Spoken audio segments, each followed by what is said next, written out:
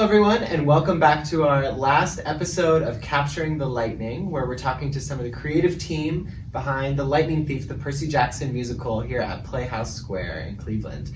Today we have Jack Ina, who is the production designer, and we're going to talk about his role a bit. Hi, Jack. Hey, how's it going? So I'd love for anyone at home who doesn't know exactly what production design is. Can you define that a little bit for us? Yeah, so production design can be different things depending on what you're doing and who's setting the title. For this show in particular, I'm responsible for the scenic design, the props, and the lighting design. So 3 big elements involved in creating the show. Yeah, those are pretty big elements for all of it. For this show in particular, yeah. What are some of those first steps towards designing those? Big first step is always to read the script. Though with this show it was kind of interesting because I was hired a bit later on in the process, so probably like a day or two before auditions. So my first step was actually what's usually my second or third, and I met with the director first. But since, Chris knows the show better than anyone basically, we were able to just talk through things, and I got a solid understanding of what he wanted me to focus on in particular, and we kind of just went from there. Then I did my normal design process of read the script, look for research, come up with my own ideas, and then start sketching. Yeah, some of those first ideas, what were your big inspirations? So when we walked into the theater for the first time and just took a look around the space, our big thing was like garage band. That was the first thing that struck us, so we started designing stuff like that. And the first version of all the designs was very like, if we had all the money and time in the world, what would we do with this show? And we drafted that, and then we started pulling back, and that's how we ended up with where we are now, which is less garage bandy. It still kind of has parts of that feel, but scenically it's more like you took a house and like gutted the walls, and it's just like that kind of framing. So that's kind of where we're going with it now. So in talking with the director, what are some of the overall stylistic goals? You mentioned garage band, but it's a little bit different. Is it a different word that you would use now? Yeah, it's just that it's that idea of just a ripped apart house basically, or a house that's being remodeled maybe. It has that like grimy kind of unfinished look to it, or under construction look to it. So that'll be incorporated in with like paint textures, and even with some of the wood, like some pieces of the wall, I cut notches into it and I put little holes in the wood to make it look as if it needs to be repaired or is currently under repair or somewhere along those lines.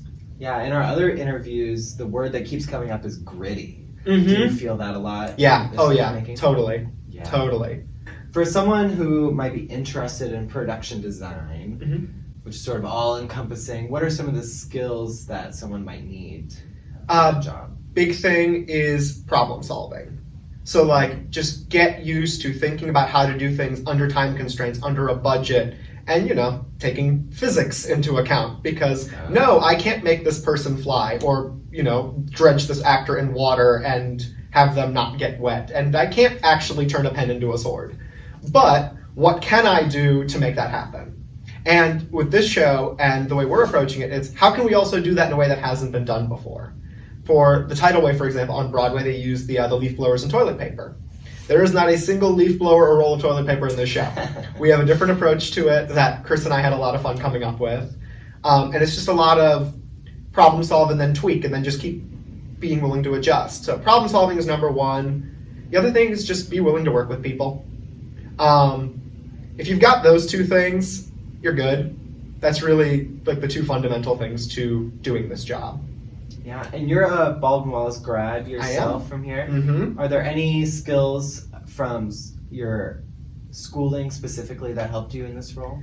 Basically the entire class, collaborative studies.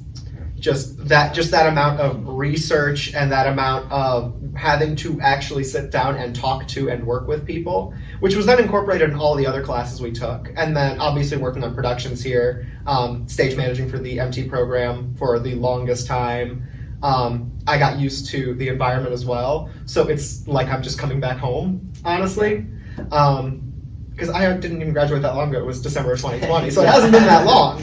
But with COVID and everything, a year feels like a lot more than that. 10 years ago. It's yeah, crazy. right. What are some of your favorite parts about the show? Either in general or about your designs specifically? Ooh, gotta be a tie between the number D.O.A. and the tidal wave. Just because, I mean, I've seen what we're doing in rehearsal, and that stuff is absolutely incredible. And it keeps popping into my head of, oh, this is how I want to light it, this is how I want the set to move with this, and this is what I want this look to be, and all those little things are coming into my mind. And I'm so excited to tech those. Are there any really cool special effects that you can give us the secrets on? Lots and lots of fog and haze and geysers and moving lights and all those kinds of things. So it'll be interesting once we get into tech and see how it all plays out.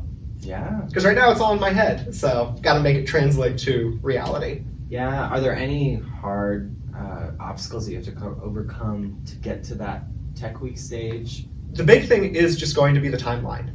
Yeah. It's a very quick tech schedule. And it's only a week away now, so it's just very quick and being able to adapt to getting everything done in the time period that we have and just the logistics of that. But I've got a plan. We're gonna make it work. It's gonna be great.